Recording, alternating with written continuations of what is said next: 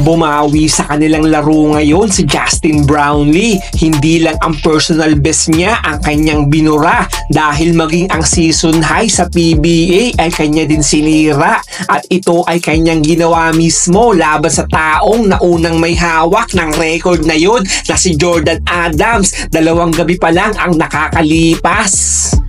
Halos matriple na niya ang kanyang produksyon sa kanilang pagkatalo nung nakaraang laro kung saan ay nagtala lang siya noon ng 18 points na para bang sa PBA siya ay naninibago kasabay ng kanyang 51 points performance ngayon ay naibulsa na rin nila ang kanilang unang panalo. Hindi naman siya nagsimula na agresibo, 6 lang siya sa first quarter at sa second naman ay mayroon lang siyang 8.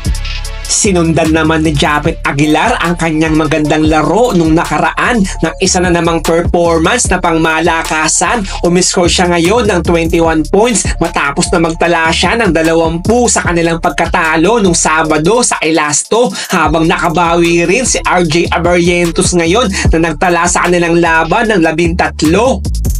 9 points agad ang iniscore niya sa opening quarter at ang lahat ng iyon ay ginawa niya sa 3-pointer, pero sila ay nananatili pa rin na naghahabol sa Beermen, subalit ang period ay tinapos pa rin nila na nakatabla sa talaan.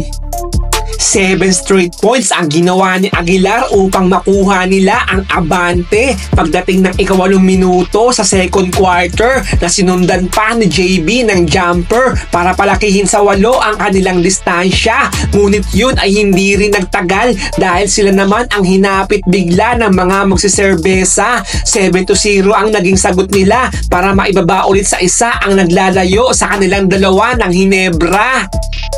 At ang kalamangan ay nakuha ulit nila pagpasok ng 2 minuto. Gayunpaman, ang score ay muling naitabla ng Gin sa pagtatapos ng unang 24 na minuto ng laro.